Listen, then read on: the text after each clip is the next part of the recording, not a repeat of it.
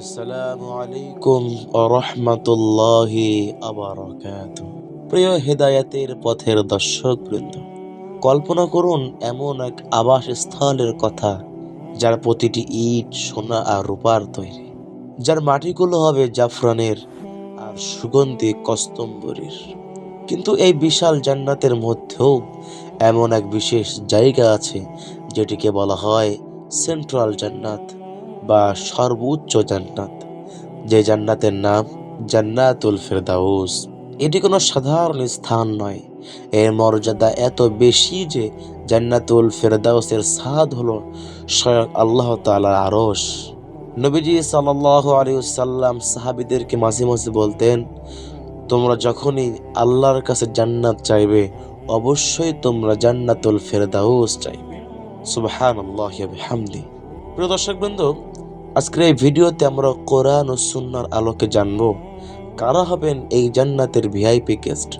যারা এই ভিডিওটি শেষ পর্যন্ত দেখবেন ইনশাআল্লাহ তারা নিজেদের জান্নাতের উপযোগী করে গড়ার পথে খুঁজে পাবেন ইনশাআল্লাহ। প্রিয় দর্শকবৃন্দ, জান্নাতুল ফেরদাউস হলো জান্নাতের শিখর। এখান থেকেই মূলত জান্নাতের প্রধান ঝর্ণাধারাগুলো প্রভাবিত হয়। এখানকার বাসিন্দারা হবেন নবী, রাসূল এবং সিদ্দিকীনদের প্রতিবেশী। তো দর্শক বন্ধু, একবার চিন্তা করুন, আপনি সকালে ঘুম থেকে উঠে পাশে দেখবেন আবু বকর, ওমর রাদিয়াল্লাহু তাআলা আনহু দাঁড়িয়ে আছেন। আল্লাহ তাআলা সূরা আল মুমিনুনের শুরুতেই আল্লাহ তাআলা বিশেষ 7টি গুণের কথা বলেছেন।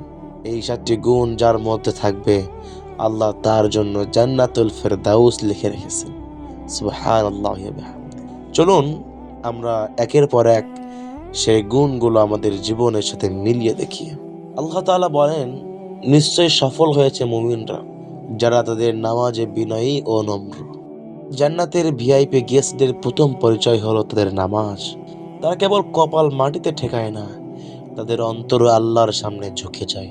নামাজে দাঁড়িয়ে তাদের দুনিয়ার কথা মনে থাকে না।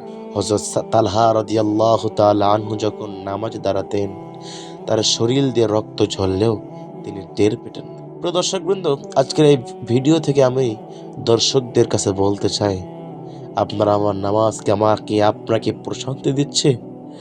যদি না দেয় তবে মনে রাখবেন আমাদের নামাজ জান্নাতুল ফেরদাউসের উপযোগী হয়নি।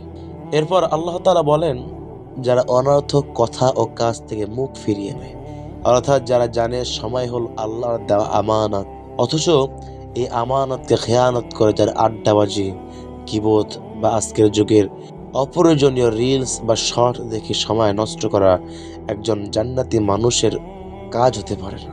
সাথে সাথে আল্লাহ তাআলা যাকাতের কথা বলেছেন, অর্থাৎ জান্নাতুল ফেরদাউসের গেস্টরা সম্পদ জমা রাখেন না, তারা জানেন তাদের সম্পদে মিসকিনদের হক আছে। আপনার দান সদকা কি চালু আছে?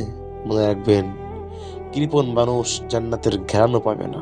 এরপরে আল্লাহ তাআলা চতুর্থ ও পঞ্চম গুণে লজ্জায় স্থানের হেফাজত করার কথা বলেছেন এবং আমানত রক্ষা করার কথা বলেছেন।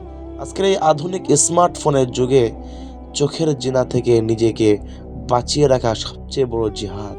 যে যুবক আল্লাহর ভয়ে নিজের চরিত্র রক্ষা করবে আর সে আজিমের নিচে তার জন্য জায়গা থাকবে। সুবহানাল্লাহি ওয়া বিহামদিহি। প্রদর্শকবৃন্দ, আমানত মানে কেবল টাকা পয়সা নয়, কারো গোপন কথা ফাঁস না করাও এক প্রকার আমানত। মানুষকে দেওয়া কথা রাখা এবং চাকরিতে ফাঁকি না দেওয়াও আমানতের অংশ। আপনি যদি বিশ্বস্ত না হন তবে জান্নাতের গেটে আপনার জায়গা পাওয়া কঠিন হয়ে যাবে।